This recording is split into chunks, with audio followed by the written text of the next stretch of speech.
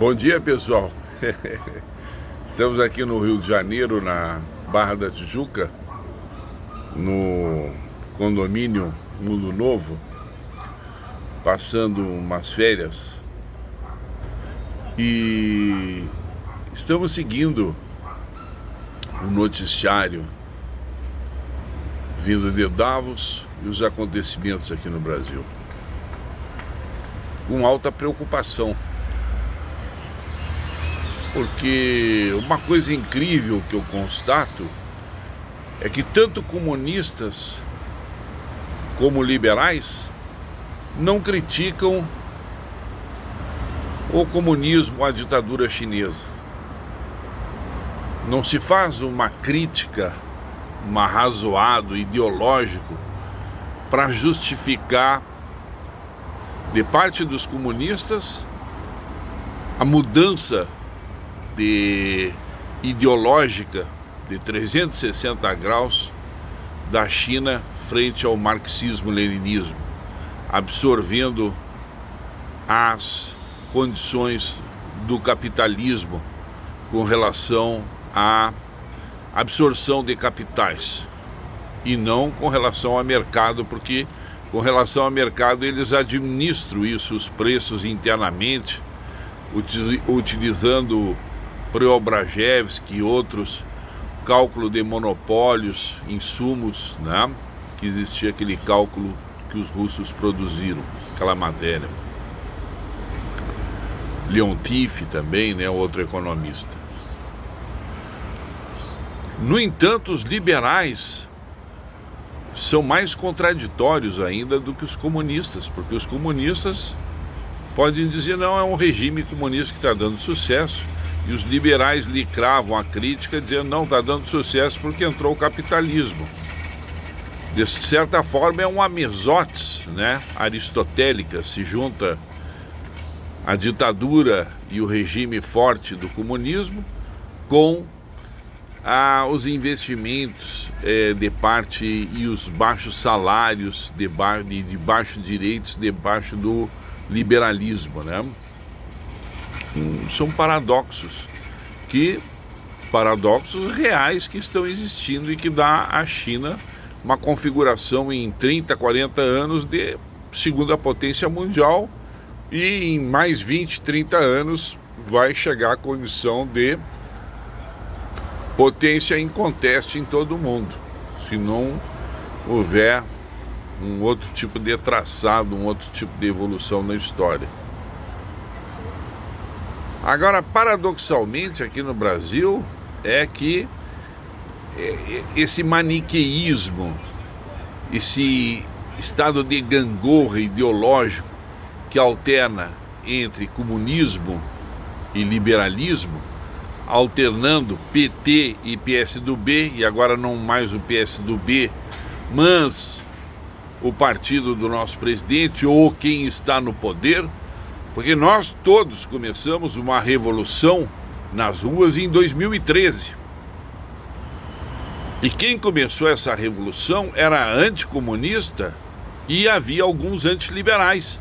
Haviam liberais que contestavam e contestam o comunismo como uma questão básica da sua doutrina, mas junto com eles também havia pessoas que não eram liberais, mas eram anticorrupção, anticomunismo, né?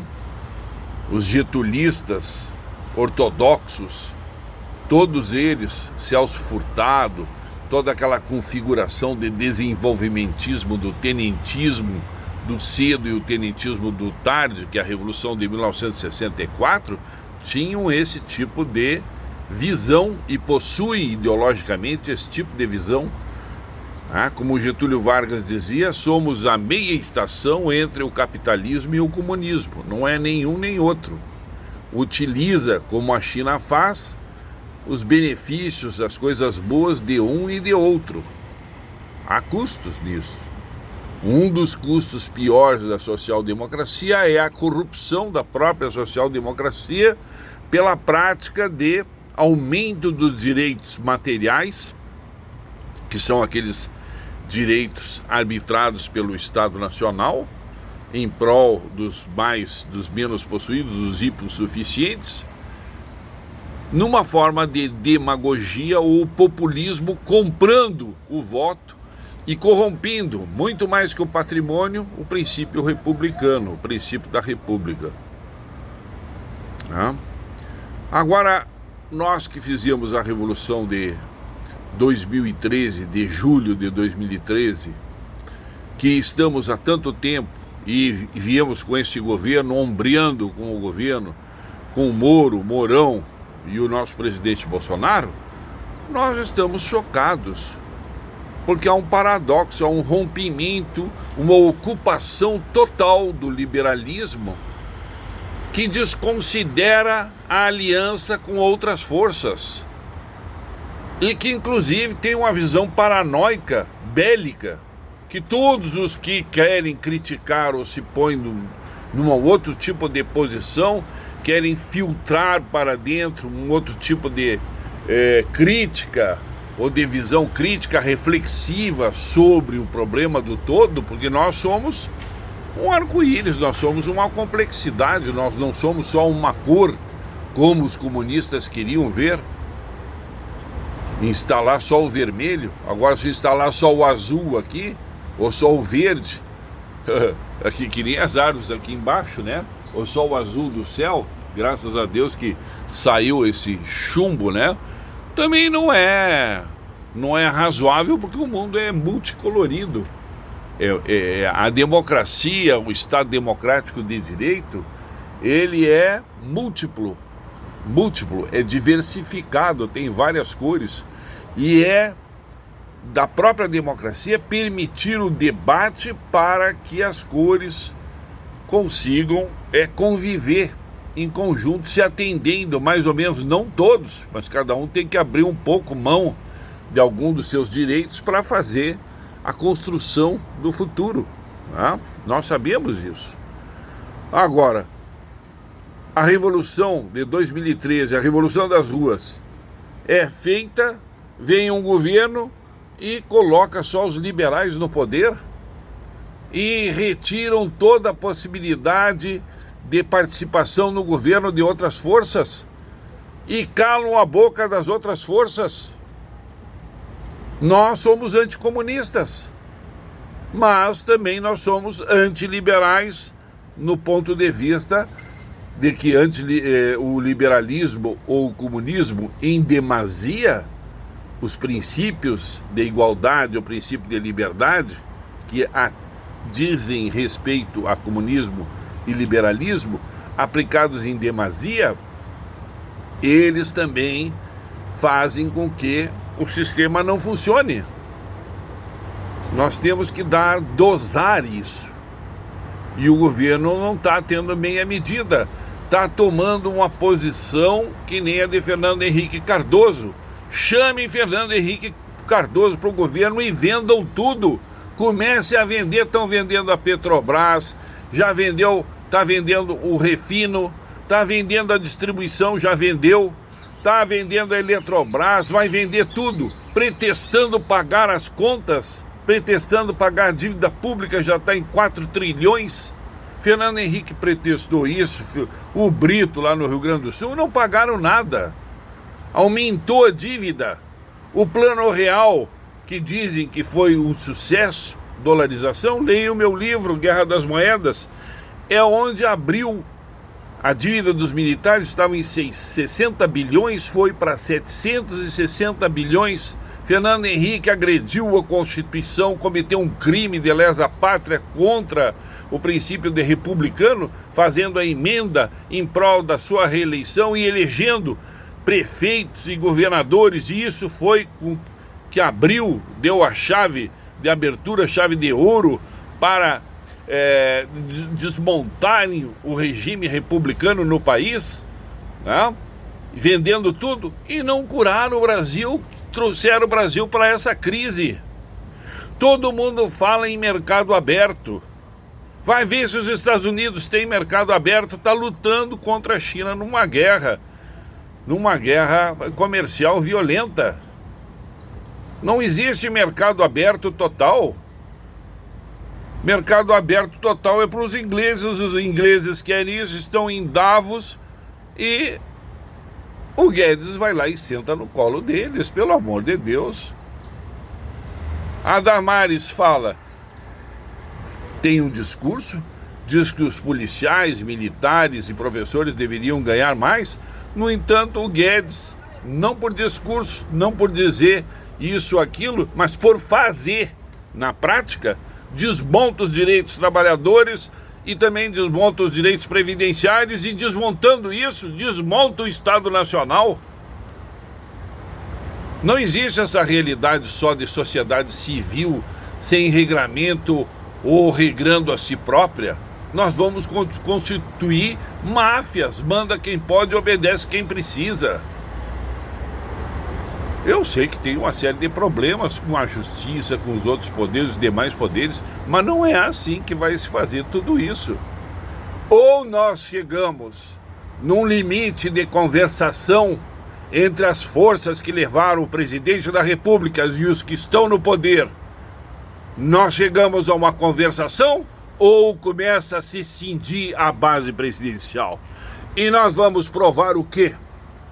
Que o PT é 1/3, e que o presidente e suas forças que o mantêm são 1/3, e com 1/3 nem liberais nem comunistas se elegem. Nós vamos provar isso. Começaremos a provar isso nas redes sociais, em todos os lugares. Porque 1/3 dos restantes são pessoas que pensam, não são claques de seguidores, fanáticos, sectários que não pensam. São pessoas racionais e que não têm político de estimação. Não possuem político de estimação, nem corrupto de estimação, nem ideologia de estimação. Elas querem ver satisfeita a sua vida e elas raciocinem, já estão desiludidas com as ideologias e muito mais com os partidos. Porque os partidos não se fez a reforma política partidária eleitoral, e os partidos não são democráticos. Eles são de caciques, donos, caudilhos. E isso é um paradoxo, é uma contradição, porque não pode sair a democracia feita nesses currais eleitorais, que agora surgem essas igrejas que não pagam impostos e que têm televisão, querem destruir a Rede Globo. Eu não sou favorável à Rede Globo, é só pesquisar o meu nome e encontrarão que apresentei atos, criei a Habeas Mídia contra a Rede Globo, o Instituto, criei também, ensejei uma ação no Rio Grande do Sul para controle político, porque há uma administração política pela informação, pela notoriedade, um tráfico disso, que elege no Rio Grande do Sul. Grande parte dos deputados e senadores são aqueles que frequentam a grande imprensa. Agora está mudando um pouquinho, mas o senhor Montanha de Açúcar, Zuckerberg, ele não vai permitir na próxima eleição que tenha essa liberdade do Facebook e de outros para que moldem o Estado na consequência e na conformidade do que as bases, do que o povo realmente quer e do que o povo discute.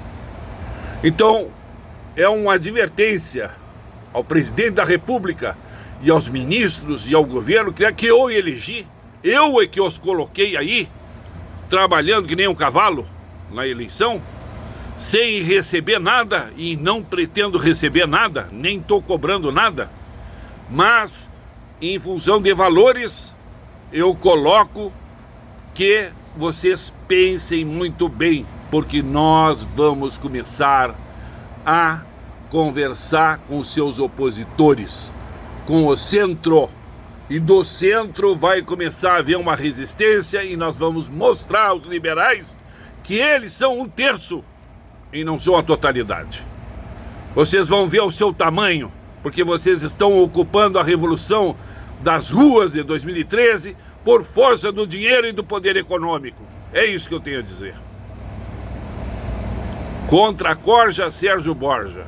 Cosquetando em Catiri, Nabutere, paciência nossa. Até quando essa ditadura civil, essa impostura abusará da paciência do povo? Tenho dito.